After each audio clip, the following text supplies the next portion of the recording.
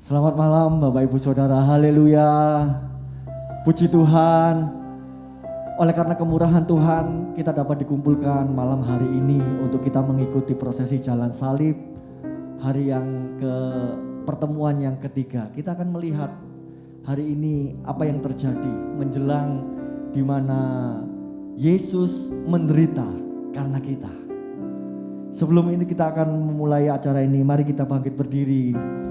Kita menyembah Tuhan, kita berdoa kepada Tuhan. Ibadah kita sore ini, ibadah yang diberkati oleh Tuhan. Kasih Allahku sungguh telah terbukti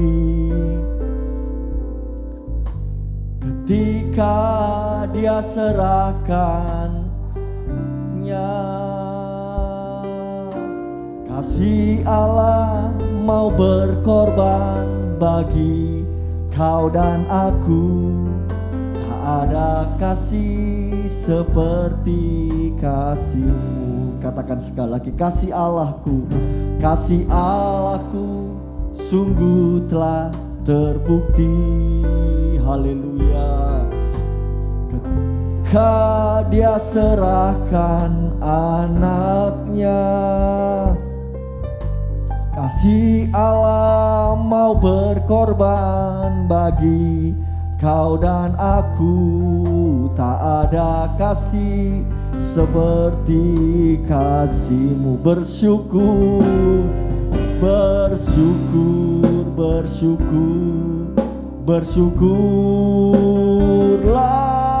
bersyukur karena kasih setia-Mu. Ku sembah dan ku sembah selama hidupku. Ku sembah Kau Tuhan. Katakan sekali lagi, kasih Allahku. Terima kasih untuk kasih-Mu Tuhan. Kasih Allahku sungguh telah. Ketika Engkau menyerahkan anak-Mu yang tunggal, Yesus Kristus. Terima kasih untuk kasih-Mu Tuhan. Kasih Allah mau berkorban bagi kau dan aku. Tak ada kasih seperti kasih. Sekali lagi kita katakan, kasih Allahku sungguh telah terbukti ketika Dia serahkan anaknya. Kasih Allah mau berkorban bagi kau dan aku. Tak ada kasih seperti kasih-Mu. Mari kita bersyukur, bersyukur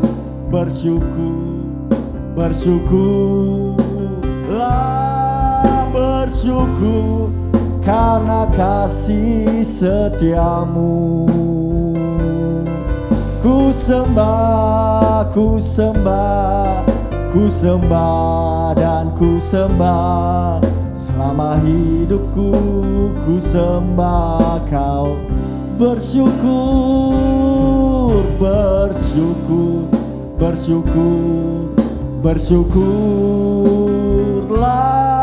bersyukur karena kasih setia-Mu. Ku sembah dan ku sembah selama hidupku. Ku sembah. Jemaat Tuhan saja sambil mengangkat tangan katakan bersyukur. Bersyukurlah, bersyukur karena kasih setia. Haleluya, haleluya, haleluya. Haleluya, haleluya, haleluya. Dan ku sembah selama hidupku. Ku sembah. Sekali lagi mari naikkan syukur kita kepada Tuhan. Bersyukurlah, bersyukur karena kasih setiamu.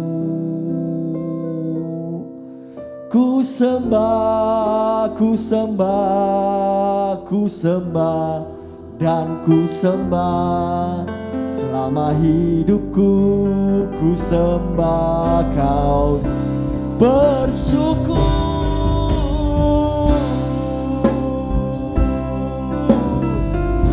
Haleluya, haleluya, haleluya, haleluya, karena kasih setiamu.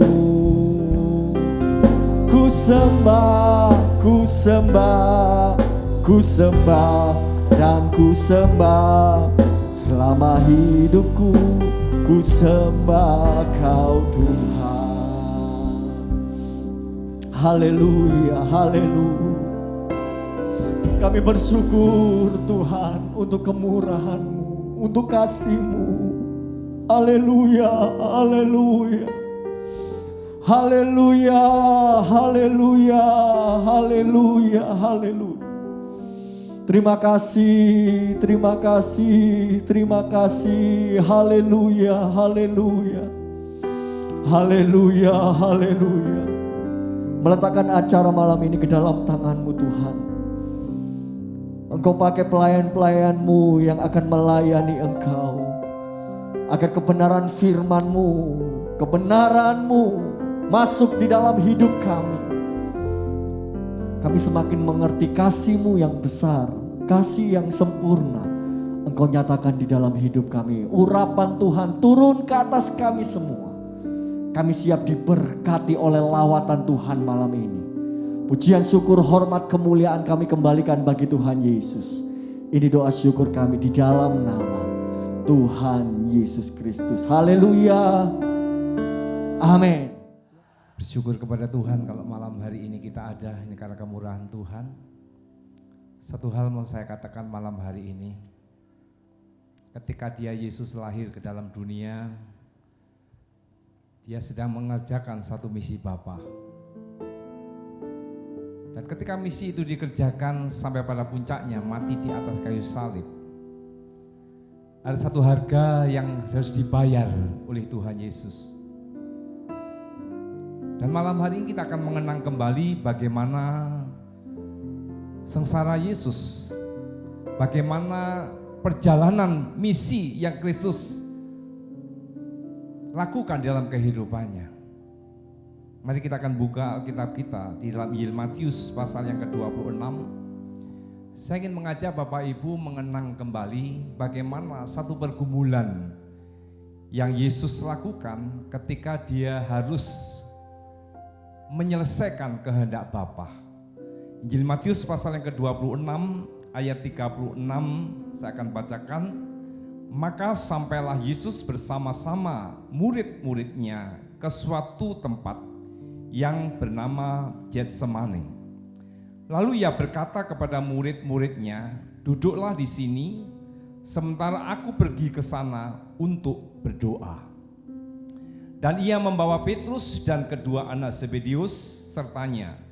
Maka mulailah Ia merasa sedih dan gentar. Saya ulangi. Maka mulailah Ia merasa sedih dan gentar. Lalu katanya kepada mereka, hatiku sangat sedih, seperti mau mati rasanya. Tinggallah di situ dan berjaga-jagalah dengan aku. Maka Ia maju sedikit lalu sujud dan berdoa, katanya, ya Bapakku, jikalau sekiranya mungkin, biarlah cawan ini lalu daripadaku. Tetapi janganlah seperti yang ku kehendaki, melainkan seperti yang Engkau kehendaki. Setelah itu Ia kembali kepada murid-muridnya itu dan mendapati mereka sedang tidur. Dan Ia berkata kepada Petrus, tidakkah kamu sanggup berjaga-jaga 1 jam dengan aku? Berjaga-jagalah dan berdoalah supaya kamu jangan jatuh ke dalam pencobaan. Roh memang penurut, tetapi daging lemah. Lalu Ia pergi untuk kedua kalinya dan berdoa, katanya, ya Bapakku, jikalau cawan ini tidak mungkin lalu, kecuali apabila aku meminumnya, jadilah kehendak-Mu. Bapak Ibu Saudara yang dikasihi Tuhan, satu peristiwa yang luar biasa terjadi di Taman Getsemani, di mana satu pergumulan besar, satu pergumulan yang berat yang dilakukan oleh Yesus. Injil Lukas menuliskan ia sangat ketakutan dan makin bersungguh-sungguh berdoa. Dikatakan peluhnya menjadi seperti titik-titik darah dan darah yang bertetesan ke tanah. Di bawah tekanan yang berat, seseorang itu pembuluh darah halus dapat kelenjar-kelenjar keringat. Dalam kelenjar-kelenjar keringat itu, inilah yang diungkapkan betapa besarnya, betapa beratnya satu penderitaan yang harus diselesaikan oleh Yesus. Tetapi saya ingin mengajak Bapak Ibu memahami mengapa Yesus lakukan. Satu hal yang Yesus tekankan di situ dikatakan, Dia sedang melakukan kehendak Bapa. Dia sedang menyelesaikan yaitu satu tugas amanat agung daripada Sang Bapa, yaitu harus rela mati di atas kayu salib. Daging sempat berkehendak, kalau boleh cawan ini berlalu. Bukankah dalam kehidupan kita sering kita diperhadapkan satu pergumulan antara melakukan kehendak Bapa dan mengikuti kehendak daging ini. Ketika peristiwa di Getsemani itu berlangsung, saudara, di mana akhirnya satu peristiwa di mana babak awal penderitaan Yesus itu dimulai. Di dalam 2 Korintus pasal 5 ayat 21 katakan, juru selamat kita itu bersedia melunasi hutang atau dosa-dosa kita. Juru selamat kita Yesus Kristus, Dia rela mati di atas kayu salib. Dikatakan Dia yang tidak mengenal dosa telah dibuatnya menjadi dosa karena kita. Supaya apa? Supaya di dalam Dia, yaitu dalam Yesus Kristus, kita dibenarkan oleh Allah. Saya masih heran sampai hari ini mengapa banyak orang Kristen kalau ditanya, adakah engkau selamat nantinya masuk surga? Banyak orang yang masih mengabaikan, banyak orang yang masih belum memahami sehingga dia berkata, aku tidak tahu. Ada yang juga dengan sedikit pesimis katakan mudah-mudahan masuk surga. Kalau itu yang terjadi, apalah artinya Yesus mati bagi kita? Kristus mati untuk menebus dosa kita. Dan perjalanan pengorbanan Yesus yang sangat berat dan sakit bahkan berujung yang namanya kematian, ini perjalanan satu kisah yang luar biasa. Saudara. Satu kisah di mana satu tantangan yang harus diselesaikan. Dan perjalanan hidup kita bukankah seperti itu? Ketika kita harus berdiri di atas kebenaran firman Tuhan, ada tantangan yang harus kita kerjakan. Ketika daging ini ingin berkata, lakukan saja. Tetapi roh berkata, jangan. Karena itu tidak sesuai dengan firman. Kembali saya ingatkan, ada dua tantangan yang harus kita selesaikan. Ikuti daging atau ikuti roh. Mengapa hidup kita tidak akan pernah menginjak atau menanjak atau next level ke arah kedewasaan? Karena seringkali kita mengabaikan yang namanya salib. Seringkali kita mengabaikan, tidak menghiraukan yang namanya teguran firman, tidak menghiraukan yang namanya yaitu kasih Tuhan yang begitu besar lewat pengorbanan Tuhan Yesus di atas kayu salib. Perjalanan hidup kita seperti memikul salib. Dan dalam perjalanan hidup kita akan banyak tantangan, cobaan, bahkan hinaan yang harus kita terima. Kita sudah dapat pemahaman, pikul salib itu juga kita melakukan menanggung dosa yang sebenarnya kita tidak layak, yang sebenarnya kita tidak, itu bukan bagian kita. Kita merasa kita sudah benar tapi dipersalahkan. Dan bukankah itu yang terjadi dalam kehidupan kita? Tapi sekali lagi saya masih banyak menemui di mana orang yang menyandang predikat sebagai orang Kristen, orang percaya. Tapi mengabaikan yang namanya kurban salib. Mengabaikan yang namanya kurban Tuhan Yesus di atas bukit Golgota. Mengikut Kristus itu satu tujuan adalah menjadi seorang yang memikul salib. Yang setuju katakan amin. Ketika kita tidak berani memikul salib, kita pun tidak layak mengikut Yesus. Satu hal yang pasti juga ketika kita memikul salib, di hadapan dunia kita tidak menghadapi sendiri, tetapi ada satu kekuatan yang Tuhan nyatakan dalam kehidupan kita. Ketika Yesus harus menyelesaikan kehendak Bapa, ada satu tugas berat yang harus dikerjakan. Tetapi mengapa Yesus sanggup dan mampu menyelesaikannya? Karena Bapa serta-merta tidak meninggalkan begitu saja. Ada satu kekuatan. Dalam memikul salib, kita harus meneladani sikap Yesus. Ketika Yesus disalib, dia dicemooh, dia diludahi, bahkan dia dikasih mahkota duri. Dan ketika di atas kayu salib, ada satu ucapan yang terungkap di antara 7 kalimat yang terucap oleh Yesus. Ya Bapa, ampunilah mereka karena mereka tidak tahu apa yang mereka berbuat. Bapak Ibu, saudara yang dikasihi Tuhan, sudah berapa tahun kita menyandang pendidikan sebagai orang Kristen, orang percaya. Tapi ketika kita tidak bisa mengucapkan apakah Yesus katakan mengampuni orang yang bersalah kepada kita. Pertanyaannya begini, Kristen macam apa kita ini? Hari ini kita diingatkan satu peristiwa di mana Yesus mati di atas kayu salib. Yesus selalu mengampuni orang yang menghina. Yesus selalu mengampuni orang yang mengolok-olok. Bahkan Yesus juga mengampuni semua orang yang menyalibkannya.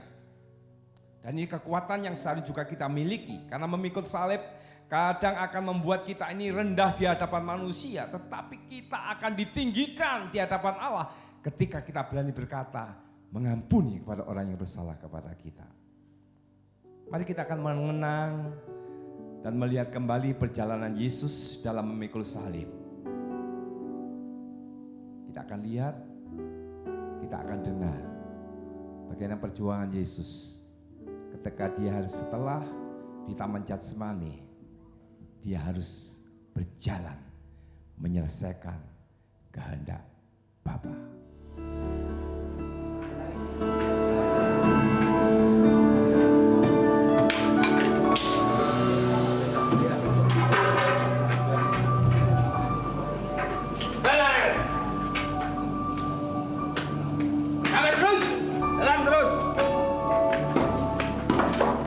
Yesus jatuh di bawah kayu salibnya untuk pertama kalinya.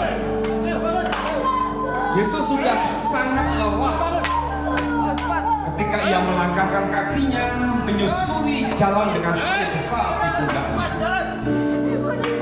Balok kayu itu menekan pundaknya dan batu serta kerikil-kerikil jalanan menyakiti kakinya. Belum lagi orang banyak mengolok-olok dan mendorong-dorong dia. Prajurit pun berteriak-teriak memaksanya berjalan lebih cepat. Kemudian badan Yesus oleng dan terjatuh. Para prajurit berteriak semakin keras kepadanya.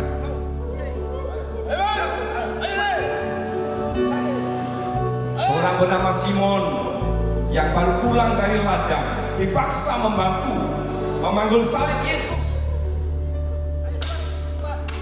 Yesus sudah sedemikian lelah. Para prajurit tahu bahwa ia tidak akan dapat memanggul salibnya yang berat itu seorang diri. Mereka ingin agar orang tidak mati di tengah jalan. Mereka melihat sekeliling dan mendapatkan seorang lelaki untuk membantu Yesus memanggul salibnya. Nama orang itu Simon dari Gerene.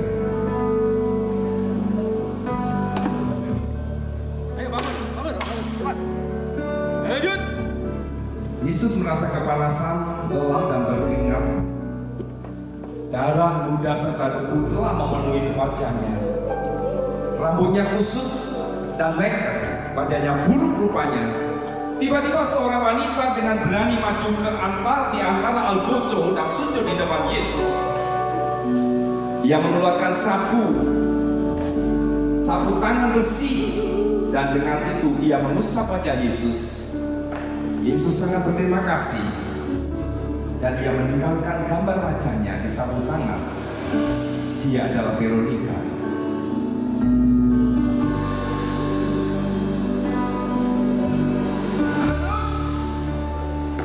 Yesus jatuh untuk kedua kalinya.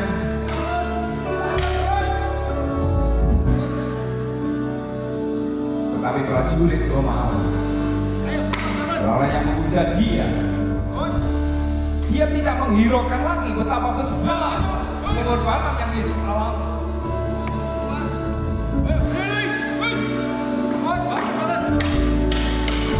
Dia menempatkan Yesus seorang penjahat, seolah-olah dia dosanya tidak pernah terampuni.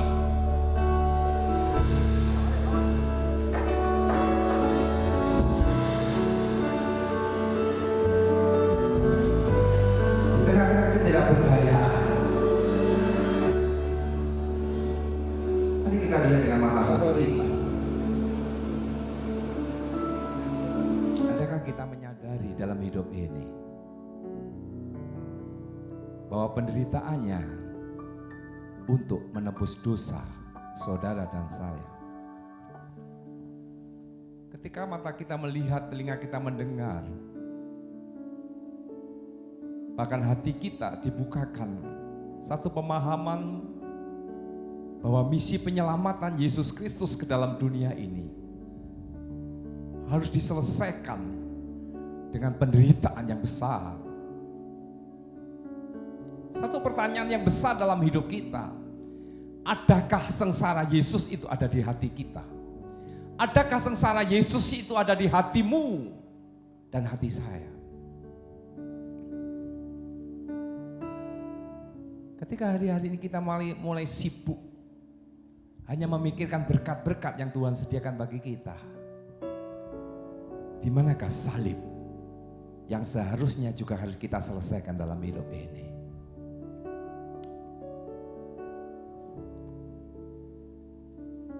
Mari kita tundukkan kepala. Haleluya. Haleluya.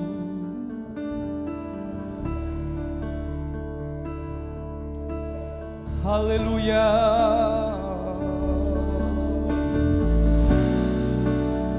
Terima kasih Tuhan. Engkau kembali mengingatkan kami. Engkau kembali membukakan mata hati kami. Sesungguhnya betapa besar kasih-Mu atas hidup kami. Betapa besar kuasa-Mu atas hidup kami.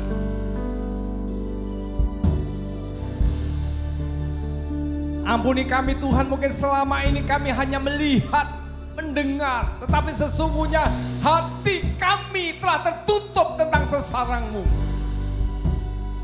Ampuni kami Tuhan, mungkin selama ini Tuhan, kami Tuhan dikacaukan, hati kami Tuhan diisi dengan perkara-perkara yang tak pernah. Malam hari ini mari Roh Kudus Engkau berkarya atas hidup kami Tuhan.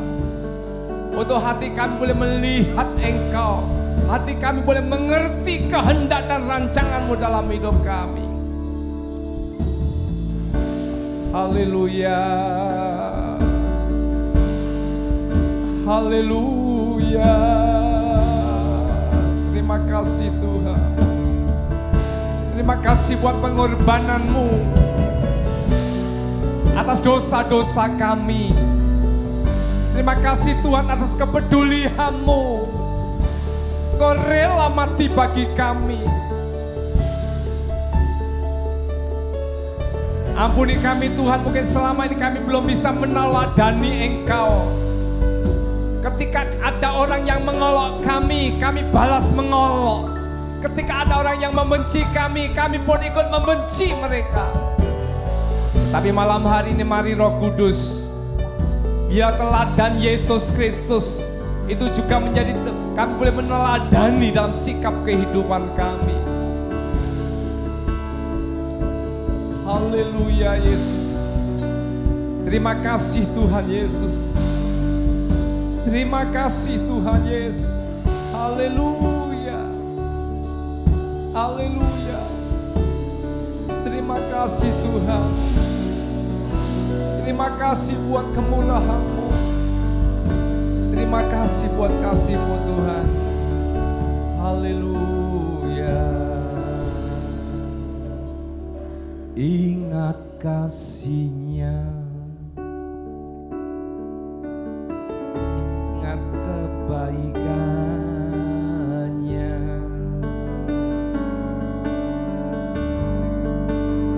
dan anugerah-Nya. Selamatkanku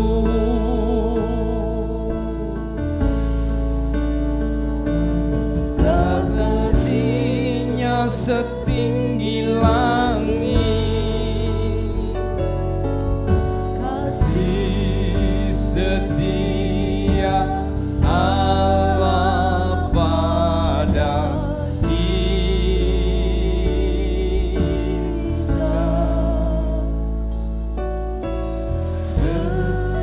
kasih Allah pada kita. Kembali sama-sama katakan, ingat kasih-Nya. Ingat kasih-Nya, ingat kebaikan-Nya,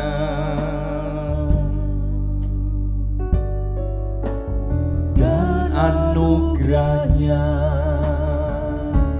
Selamatkanku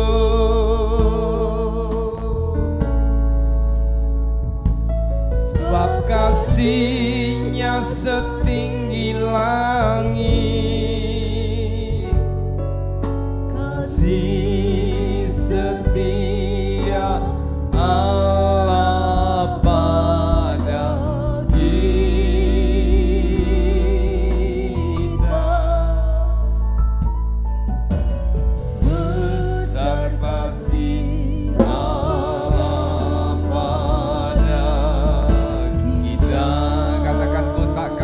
kasih-Nya. Ku takkan lupa kasih-Nya.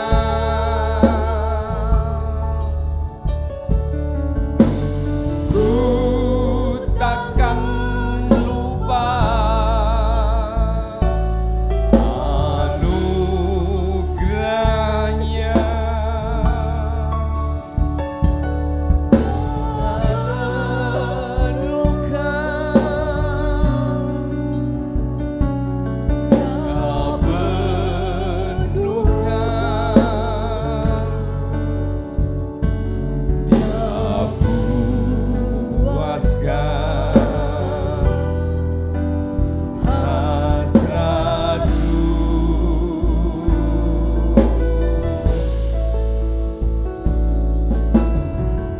Besar kasih Allah pada kita. Mari sekali lagi katakan, ku takkan lupa. Ku takkan lupa kasih-Nya.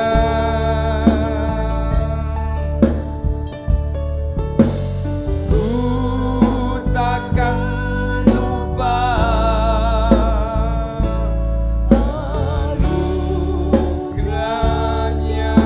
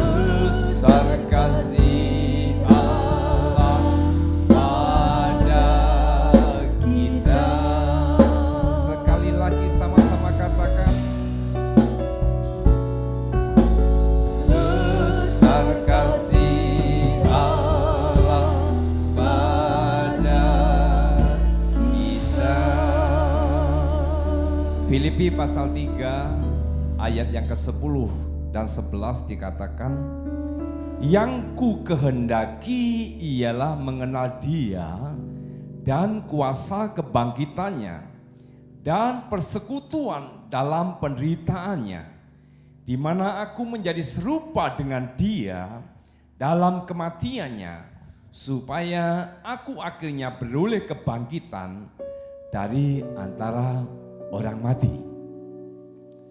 Ada satu perjalanan kehidupan orang percaya yang harus diselesaikan, yang adalah kehendak Bapa.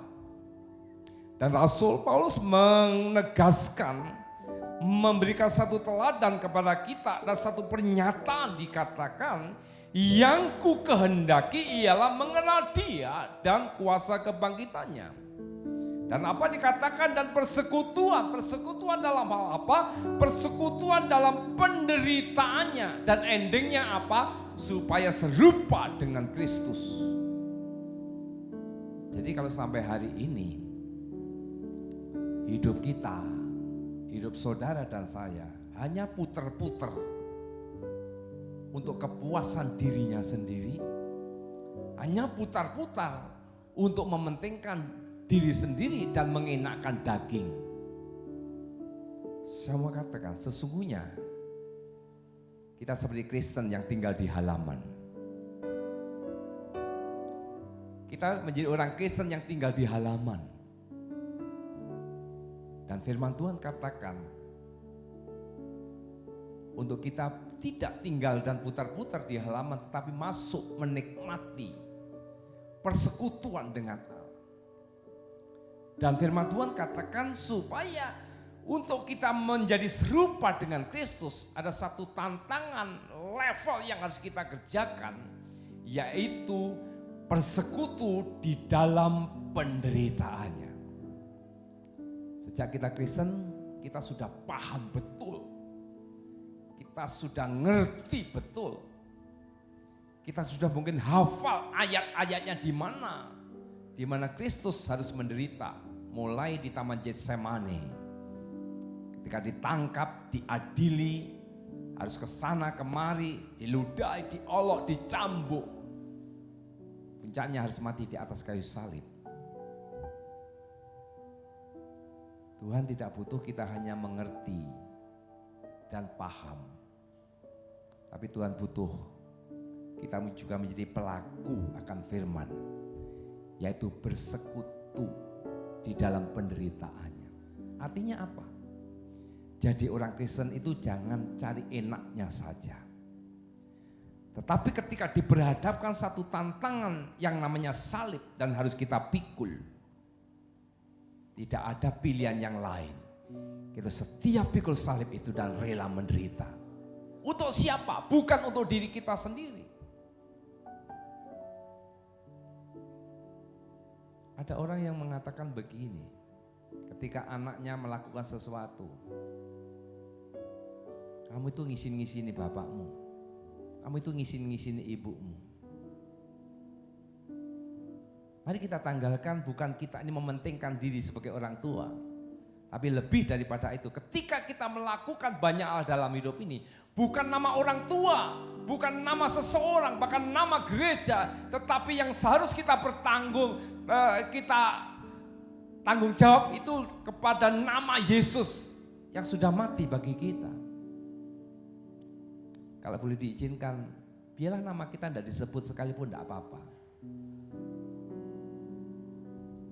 Asal nama Yesus itu dipermuliakan. Bersekutu di dalam penderitaan Kristus itu yang pertama begini, yaitu menerima penderitaan Kristus sebagai fakta yang menjadikan kita ini mengalami yang namanya keselamatan. Jadi sampai hari ini kalau Bapak Ibu masih memiliki satu pemahaman, asal aku berbuat baik cukup. Tuhan tidak butuh kebaikan kita.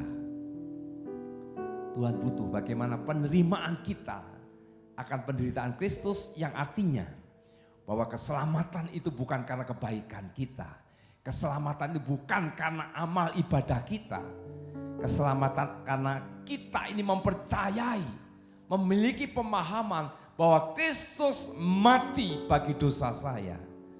Dan kita berkata, aku percaya kepadamu Yesus. Aku percaya kepadamu Yesus. Hal yang kedua, bersekutu dalam penderitaan Kristus itu berarti kita ini mau berbagi dengan apa yang Yesus pernah alami. Mau berbagi dengan apa yang Yesus sudah kerjakan. Kalau sampai hari ini di hati kita masih ada catatan, sederet nama, sederet wajah orang yang kita simpan, di mana orang-orang itu melukai saya. Orang-orang itu telah yaitu membuat saya sakit hati dan aku tidak pernah melupakan orang itu. Malam hari ini sebelum saudara pulang tinggalkan ruangan ibadah ini, buang catatan itu di dalam hati kita. Dan yang ada adalah satu pengampunan yang kita berikan kepada orang itu. Apalah artinya kita memuji Tuhan, aku mengasihi Engkau Yesus. Tapi tidak ada sedikit pun roh pengampunan dalam hati kita.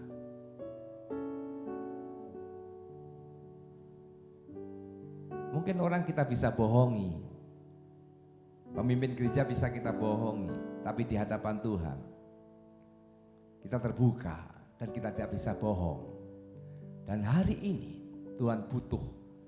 Apakah kita ini mau bersekutu dalam penderitaan Kristus, yaitu mengalami apa yang Yesus katakan. Ketika Yesus berkata kepada Petrus bertanya kepada Yesus, Guru, berapa kalikah aku harus mengampuni orang yang bersalah kepadaku? 7 kalikah?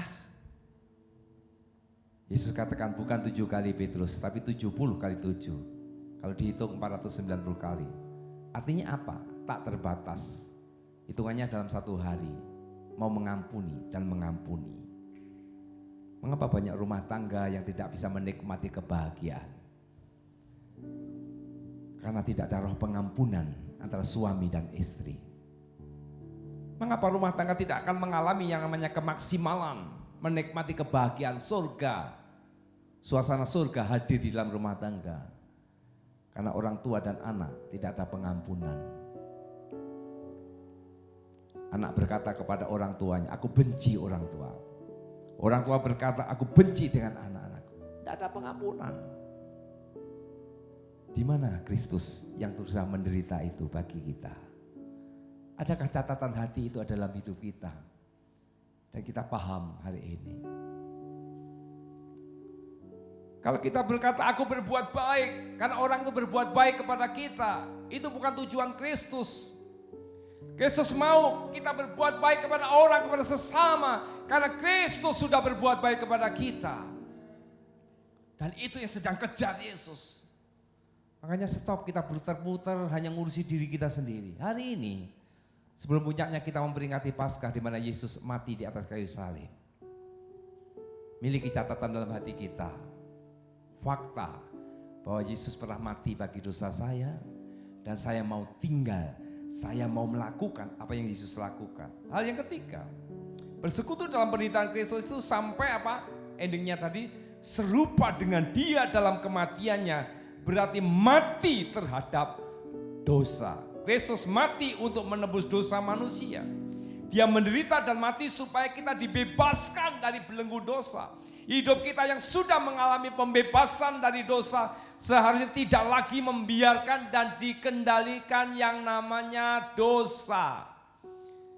Kembali diingatkan, Bapak Gembala ingatkan, saya ingatkan, hamba Tuhan yang lain mengingatkan. Sudah tidak zamannya lagi, bukan waktunya lagi, ini dosa atau tidak.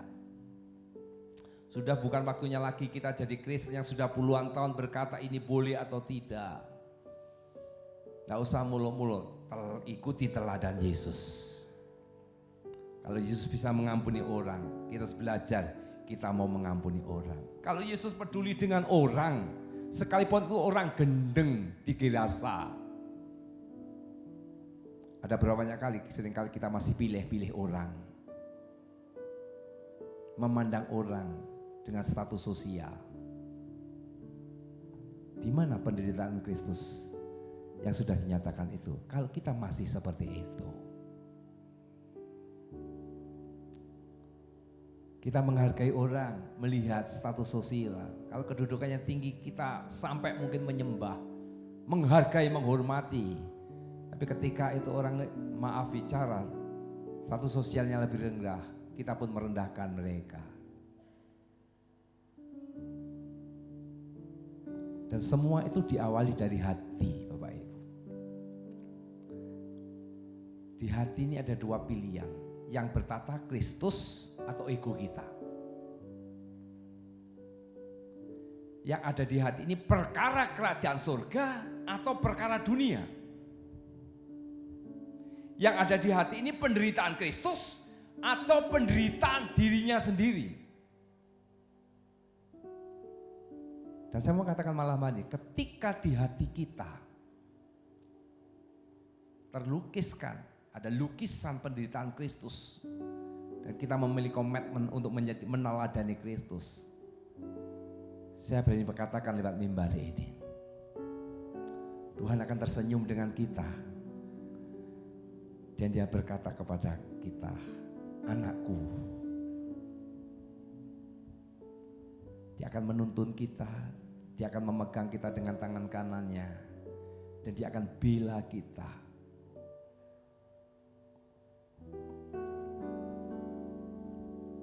Sengsara Kristus ada di kepala kita atau ada di hati kita. Malam hari saya mengajak Bapak Ibu Saudara bahwa sengsara Kristus itu bukan sekedar ada di pikiran kita, tapi ada di hati kita. Yesus muak dengan orang Farisi, Yesus muak dengan ahli Taurat yang hanya lip service, kelihatannya ibadah, kelihatannya pakai jubah, setia ibadah. Dia kecam, kamu seperti kuburan yang luarnya bagus, yang luarnya tampak baik, tapi sesungguhnya di dalam isinya bangkai. Malam hari ini, mari jangan sampai kita menjadi orang Farisi, ahli Taurat, yang hanya tampil, yang hanya bisa, yang hanya aktif, yang hanya rajin, yang hanya setia secara tubuh, tapi hati ini masih menjauh. Kembali Rasul katakan, yang ku kehendaki ialah mengenal Dia dan kuasa kebangkitannya dan persekutuan dalam penderitaannya, di mana aku menjadi serupa dengan Dia dalam kematiannya, supaya aku akhirnya beroleh kebangkitan dari antara orang mati. Neng dunya piro lawasi, artinya hanya sementara. Tapi ketika waktu yang sementara ini diberikan dan kita mengambil kesempatan yang baik, tanggung jawab kita ambil dan kita selesaikan, ada satu kebahagiaan yang boleh kita miliki, dan Yesus pun juga puas dengan kehidupan kita. Hari-hari ini saya diingatkan kembali begini Bapak Ibu. Saya seorang papa dari 3 anak. Saya seorang suami dari seorang istri. Saya punya karyawan di dunia kerja. Tapi Tuhan katakan kepada saya begini, bagaimana tanggung jawabmu dengan orang-orang itu? Ada satu tugas berat yang saya tangkap dalam kehidupan saya. Setiap orang yang bersama-sama dengan saya memiliki tanggung jawab. Bagaimana saya menjadikan mereka bukan sekedar mencukupi kebutuhannya, bukan sekedar yaitu melakukan perbuatan baik, tetapi saya berusaha, Tuhan taruh dalam hati saya supaya saya menjadikan satu pribadi yang mengubah mereka, satu pribadi yang menjadikan mereka memiliki satu tatanan yang lebih baik. Dan ketika saya gagal di situ, rasanya sukacita itu hilang dalam hidup ini. Bapak Ibu, di keluargamu ada siapa saja? Adakah engkau memiliki satu tanggung jawab seperti Kristus yang rela mati bagi umat manusia. Dan Engkau mau rela berkorban bagi sesama di dalam keluarga ini. Tanggung jawab itu bukan untuk orang lain. Tanggung jawab itu diberikan kepada kita. Maukah engkau mau menyelesaikan bersama Kristus? Atau engkau hanya mementingkan dirinya sendiri? Pokoknya tak cukupi kebutuhannya sudah selesai.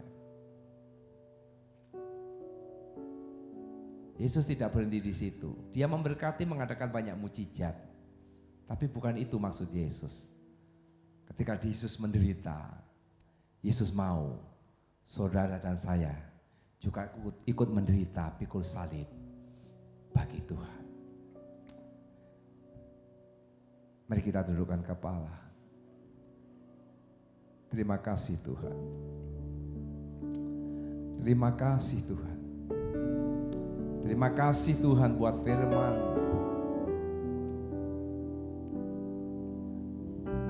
Mari Roh Kudus Engkau berbicara secara pribadi kepada setiap kami malam hari ini. Hamba-Mu terbatas dengan bahasa yang harus disampaikan. Tetapi Roh Kudus Engkau tahu persis kebutuhan umat-Mu malam hari ini. Roh Kudus Engkau yang berbicara secara khusus kepada mereka. Haleluya. Terima kasih Tuhan. Haleluya. Yesus haleluya. Terima kasih Tuhan. Haleluya. Ampuni kami Tuhan, mungkin selama ini kami hanya mementingkan diri kami sendiri. Ampuni kami Tuhan, mungkin selama ini kami hanya memuaskan diri kami sendiri tanpa peduli Tuhan dengan orang-orang di sekitar kami. Malam hari ini kami rindu Tuhan. Engkau berbicara atas pribadi hati kami. Apa yang harus aku kerjakan? Apa yang harus aku lakukan ketika aku keluar dari pintu gereja ini dan pulang ke rumah kami masing-masing? Yesus, terima kasih Tuhan. Haleluya. Biarlah pengorbanan-Mu yang begitu besar atas hidup kami bukan sekedar ada di ingatan pikiran kami, tetapi pengorbanan itu benar-benar nyata dalam hati kami. Di hati kami terisi bagaimana kasih-Mu yang begitu besar lewat korban-Mu Tuhan. Kami mau menjadi pelaku firman-Mu. Kami mau meneladani Engkau ketika Engkau diolok, kami pun rela mengampuni. Ketika aku dikecewakan, aku rela mengampuni. Ketika aku dikhianati, aku pun juga rela mengampuni. Ketika aku dilecehkan, aku pun juga rela mengampuni seperti Engkau juga mengampuni orang yang bersalah kepadamu. Kami sadar dengan keterbatasan kami Tuhan, tapi malam hari kami punya Engkau Roh Kudus yang akan memampukan kami, yang akan bisa mengubah hati kami yang keras menjadi lembut. Haleluya. Lepa sinalama sinalama sinalama lama lama lama. Jialama lama lama sinalama lama lama. Mari buka hatimu, buka mulutmu, sembah Tuhan malam hari ini. Undang hadirat Allah boleh hadir di tengah-tengah kita, di tengah-tengah hatimu, di tengah-tengah keluarga. Terima kasih Tuhan. Terima kasih Tuhan. Haleluya, haleluya, haleluya, haleluya, haleluya.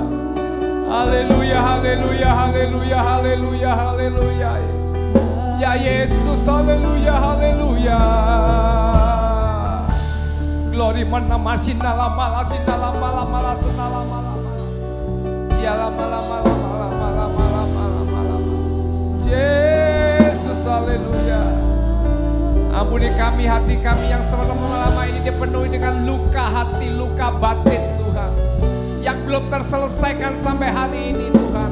Mari Roh Kudus Engkau menjamah hati kami, jamah kehidupan kami Tuhan. Haleluya.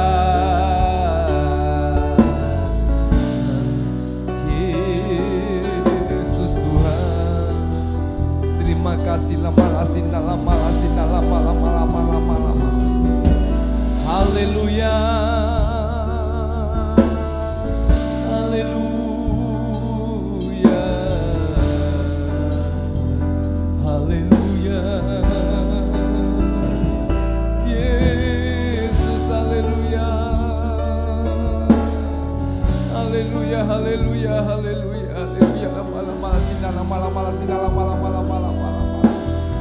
Haleluya.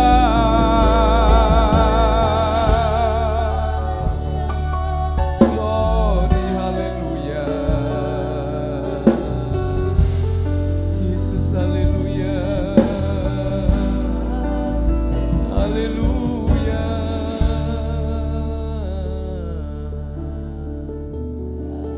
Dia jamah segenap hidupku. Saya mengundang kita bangkit berdiri. Katakan pujian ini bukan sekedar hafal, tetapi menjadi kerinduanmu. Kau mengalami jamahan kasih Tuhan. Semua telah berubah dan aku tahu Yesus jamah ku jadi baru. Oh iya jamah, ya jamah segenap hidupku. Dan beri damai di hatiku. Terima kasih Tuhan. Semua telah berubah dan aku tahu Yesus jamah ku jadi. Mari lebih sungguh lagi katakan dia jamah. Dia jamah hidupku. Terima kasih Tuhan. Dan beri damai di hatiku.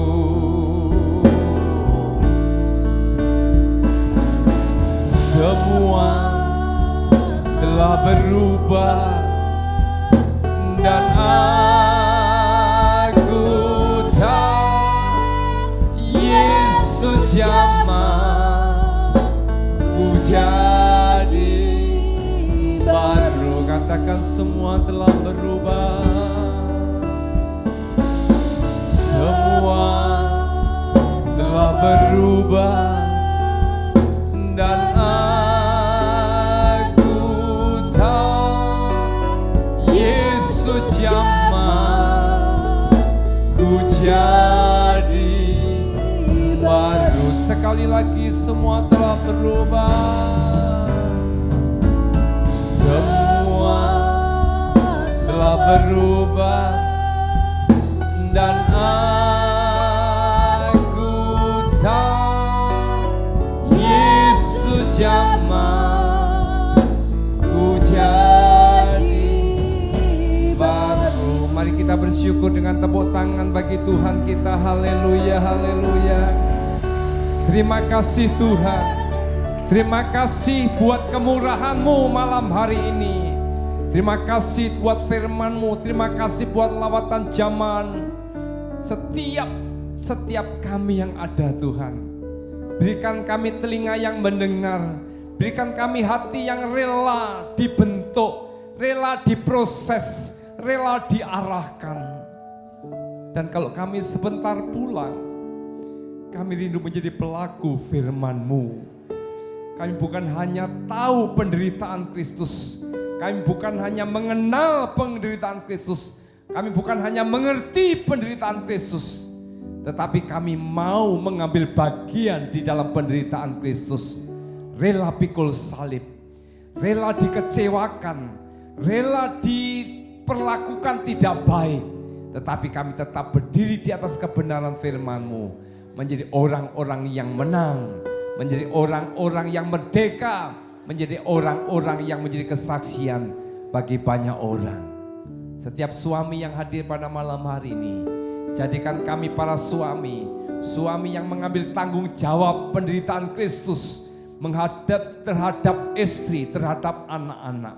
Sebagai istri-istri yang hadir malam hari ini, biarlah kami memiliki tanggung jawab menjadi istri bagi suami, menjadi ibu bagi anak-anak. Bukan sekedar mengajarkan, tetapi meneladani anak-anak yang hadir pada malam hari ini Tuhan. Jadikan anak-anak yang manis, bukan sekedar menuntut kebutuhan dari orang tua, tetapi memiliki tanggung jawab, ikut menderita, ikut pikul salib untuk Tuhan kemuliaan-Mu, taat melakukan apa yang orang tua ajarkan. Sebentar kami akan pulang. Besok kami akan Tuhan aktivitas kembali di dalam kehidupan kami sehari-hari. Tetapi biarlah firman-Mu itu menjadi rema dalam hidup kami. Kami hidup bukan atas diri kami, tapi kami hidup karena Engkau yang sudah menderita bagi kami. Dan kami menjadi pelaku-pelaku di dunia kerja, dimanapun kami berada, termasuk di gereja ini. Ketika Engkau percayakan kami dalam pelayanan, kami menyerahkan ibadah besok hari Jumat. Tuhan tolong Tuhan, sehingga ibadah itu juga diberkati. Kami juga boleh hadir bersama-sama. Sebentar kami akan pulang, mari umat Tuhan angkat kedua tanganmu. Dan biar kita akan pulang bersama menerima berkat daripada Allah Bapa, cinta kasih sayang daripada Tuhan Yesus, persekutuan penyertaan daripada Roh Kudus boleh tinggal menyertai kita semua. Mulai malam hari ini sampai Maranatha, Tuhan datang pada kali yang kedua. Kita akan pulang terima berkat di dalam nama Tuhan Yesus Kristus. Haleluya. Amin. Puji nama Tuhan. Silakan duduk kembali. Kembali hari Jumat kita boleh kembali di tempat ini jam 6 sore untuk kita bersekutu menyelesaikan mengikuti ibadah Prapaskah ini. Tuhan berkati. Ada yang disampaikan lagi? Dan hari Minggu tetap ibadah raya sesi 1 jam 6, sesi 2 jam 9 dan sesi ketiga jam 4 sore. Selamat malam, Tuhan Yesus memberkati.